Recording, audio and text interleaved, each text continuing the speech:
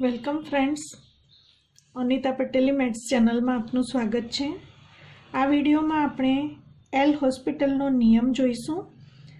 લક્ષ માટે આ નિયમ ખૂબ મહત્વનો નિયમ છે, પરંતુ મિત્રો યાદ રહે આ પદ્ધતિથી ગણતરી માત્ર એમસીક્યુ માટે જ ચાલશે, એટલે કે ગુજકેટ જે ડબલ એ જેવી કોમ્પિટિટિવ એક્ઝામ માટે તમે આ પદ્ધતિનો ઉપયોગ કરી શકશો। એલ હોસ્પિટલના નિયમ માટે યાદ રાખવાની બે બાબત છે।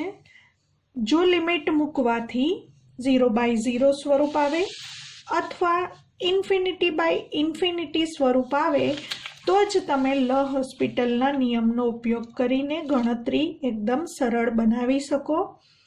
તો પ્રથમ આપણે એક ઉદાહરણ 0/0 સ્વરૂપનું લઈશું। જો limit x tends to a fx upon gx માટે f ઓફ a પણ શૂન્ય હોય એટલે અંશમાં લિમિટ મૂકવાથી શૂન્ય મળે। લિમિટ એક્સટેન્ડ્સ ટુ a મૂકો એટલે f ઓફ a અને છેદમાં લિમિટ મૂકો એટલે એક્સટેન્ડ્સ ટુ a મૂકતા g ઓફ a, અંશ પણ શૂન્ય છેદ પણ શૂન્ય, એનો મતલબ 0/0 સ્વરૂપ હોય ત્યારે અંશ અને છેદના વિધેયની લિમિટ બરાબર અંશના વિધેયના વિકલિતની લિમિટ છેદમાં છેદના વિધેયના વિકલિતની લિમિટ, એટલે કે અંશનું સેપરેટ વિકલન અને છેદનું સેપરેટ વિકલન કરીને આગળ વધી શકાય। એવું એક ઉદાહરણ લઈશું। ધારો કે limit x tends to 0 1/x minus cot x આવું વિધેય આપ્યું હોય અને લક્ષ શોધવાનું કહ્યું હોય તો મિત્રો હવે પહેલાં તમે લિમિટ મૂકો તો આનું સ્વરૂપ કયું છે?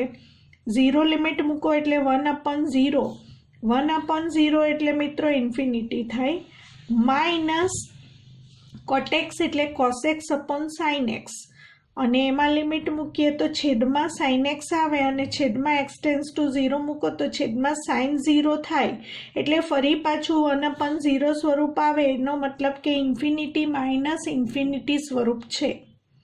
હવે ઇન્ફિનિટી માઇનસ ઇન્ફિનિટી સ્વરૂપ હોવાને કારણે પહેલાં આપણે સાદું રૂપ આપીશું લિમિટ એક્સ ટેન્ડ્સ ટુ 0, કારણ કે સીધી લિમિટ મૂકી શકાશે નહીં, માટે પહેલાં અહીં cot x નું સાઇન કોસમાં રૂપાંતર કરીશું। cos x upon sin x લખ્યા પછી પહેલાં લસા લઈ લઈશું। લિમિટ એક્સ ટેન્ડ્સ ટુ 0,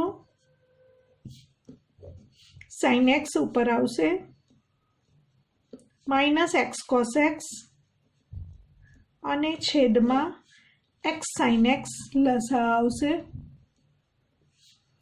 હવે ફરીથી લિમિટ મૂકીએ તો અંશમાં 0 લિમિટ મૂકતા sin 0 0 અને x ટેન્ડ્સ ટુ 0 મૂકો તો અંશમાં શૂન્ય મળે અને છેદમાં પણ x ટેન્ડ્સ ટુ 0 મૂકવાથી 0 મળે। એનો મતલબ એવો થયો કે અહીં લિમિટ મૂકવાથી આપણને 0/0 સ્વરૂપ મળે છે, માટે આપણે લ હોસ્પિટલના નિયમનો ઉપયોગ કરી શકીએ છીએ। હવે નિયમ પ્રમાણે અંશનું સેપરેટ વિકલન અને છેદનું સેપરેટ વિકલન અહીં કરીશું। આને આપણે fx કહીશું અને આને આપણે gx કહીશું। તો fx upon gx નું લક્ષ બરાબર f' x upon g' x નું લક્ષ। તો માટે લિમિટ એક્સ ટેન્ડ્સ ટુ 0 અંશનું વિકલન કરીશું sin x નો, અથવા તમે આવી રીતે પણ લખી શકો d/dx of sin x minus d/dx of x cos x, છેદનું સેપરેટ વિકલન કરવાનું છે એટલે કે d/dx of x sin x। હવે વિકલન કરીશું અને પછી લિમિટ મૂકીશું। Limit x tends to 0 sin x નું વિકલન cos x માઇનસ, હવે બે વિધેયના ગુણાકારનું વિકલન uv whole dash is equal to u dash v plus uv dash શીખી ગયા, x એમ જ u એમ જ, v નો વિકલન cos x નું વિકલન minus sin x plus v એમ જ એટલે cos x એમ જ ઇન્ટુ x નું વિકલન u નું વિકલન 1 અપોન, અહીં પણ બે વિધેયના ગુણાકારનું વિકલન x એમ જ sin x નું વિકલન cos x plus sin x એમ જ x નું x ને સાપેક્ષ વિકલન 1, સાદું રૂપ આપીશું। Limit x tends to 0 cos x आ minus plus x sine x, आ माइनस अने आ प्लस नो गुणाकार minus cos x upon x cos x plus sine x. हवे कॉस एक्स उड़ी जशे। हवे मित्रों लिमिट एक्स टेन्स टू 0 जे बाकी रह्यु पद ए लखीशुं। Limit x tends to 0 x sine x छेदमां x cos x plus sine x equal to limit x tends to 0 अंशमां एक्स साइन एक्स। हवे छेदमांथी आपणे एक्स कॉमन लईशुं। छेदमांथी एक्स कॉमन लेता एक्स वडे भागीशुं એટલે આમાંથી માત્ર cos x રહેશે અને બીજા પદને plus sin x upon x લખાશે। x ઉડી જશે। હવે અંશની લિમિટ અલગ કરીશું। Limit x tends to 0 sin x છેદમાં પણ બંને પદોની લિમિટ અલગ અલગ લખીશું। Limit x tends to 0 cos x plus limit x tends to 0 लक्षना कार्य नियमनो उपयोग करीशुं। Limit x tends to 0 sin x upon x।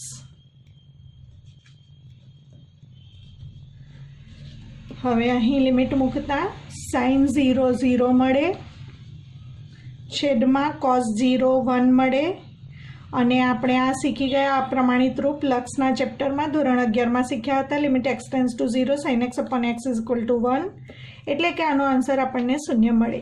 તો મિત્રો આ રીતે લક્ષના દાખલા એકદમ સરળતાથી ટૂંકી રીતથી આપણે એલ હોસ્પિટલના નિયમનો ઉપયોગ કરીને ગણી શકીએ છીએ। એ જ પ્રમાણે જો लिमिट मूकवाथी आपने इन्फिनिटी बाय इन्फिनिटी स्वरूप मळतुं होय तो पण एल होस्पिटलना नियमनो तमे उपयोग करी शको।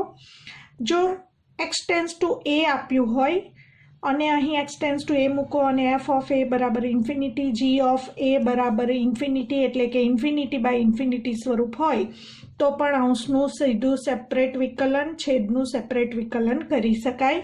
एवुं एक उदाहरण लईशुं। Limit x tends to pi by 2 log x minus pi by 2 upon 10x।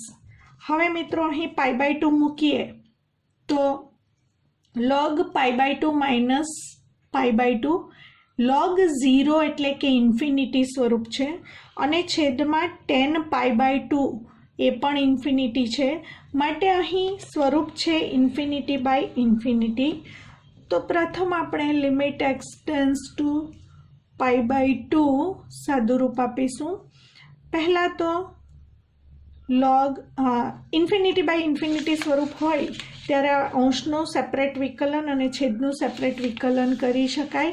माटे पहला अहीं लॉग अने एक्स वांचीने लॉग एक्स नो विकलित 1 अपॉन एक्स प्रमाणे 1 upon x minus pi by 2 हजी एक्स माइनस पाई बाय 2 નું વિકલન બાકી જેમાં x નું વિકલન 1 અને પાઈ બાય 2 નું વિકલન 0 આવે।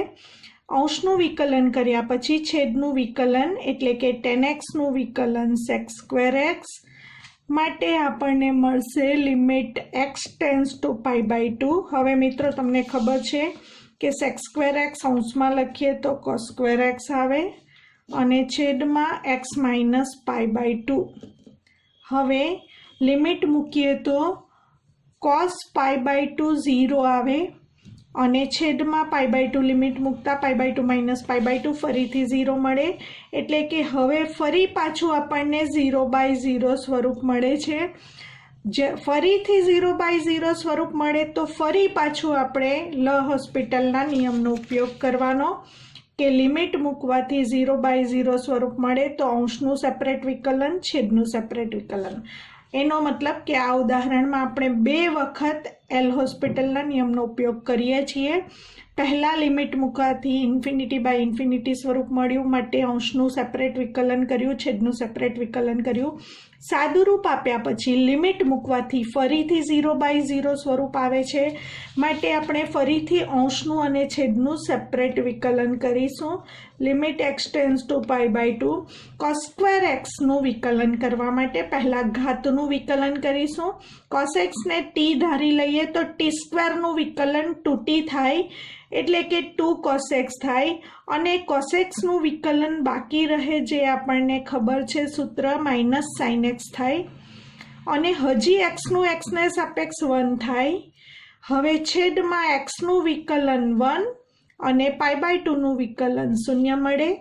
હવે બાકી રહ્યું અંશમાં limit x tends to pi by 2 minus અને 2 sine x cos x is equal to sine 2x સૂત્રનો ઉપયોગ કરીશું.